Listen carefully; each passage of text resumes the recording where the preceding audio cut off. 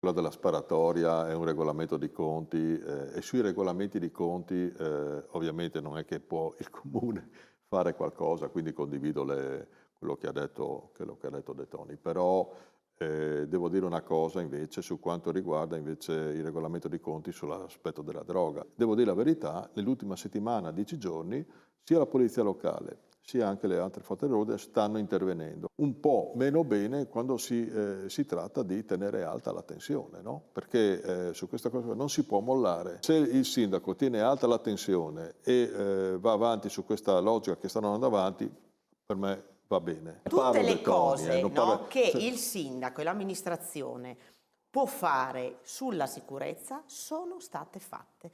Sono state fatte ordinanze.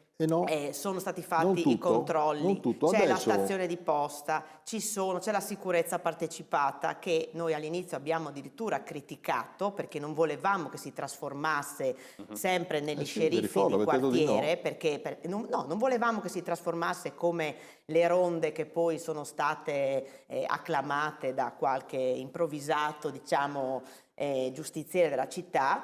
E alla fine funzionano bene perché l'assessora Tofano sta lavorando bene. Abbiamo i taser in dotazione, noi siamo contrari all'utilizzo del taser, ma semplicemente perché il taser viene molto spesso. E avete votato no? C'è stato un incremento allucinante della criminalità. Io soffro di cuore, non puoi, io soffro di cuore. Ma quando dite, ma la verità è che il taser viene usato su persone che hanno molto spesso, non lo dico io, sono i dati. A Udine, dai, benissimo, e ben venga che non venga usato. Non è che il sindaco può espellere persone, il sindaco ha utilizzato tutti gli strumenti e il sindaco ha utilizzato può farlo. Il sindaco e con le ordinanze può utilizzato e lo sta facendo tutti gli dove strumenti che ha in suo possesso per gestire l'emergenza sicurezza. Questo venga detto perché sembra sempre che non sia stato così. L'ha detto anche Michelini.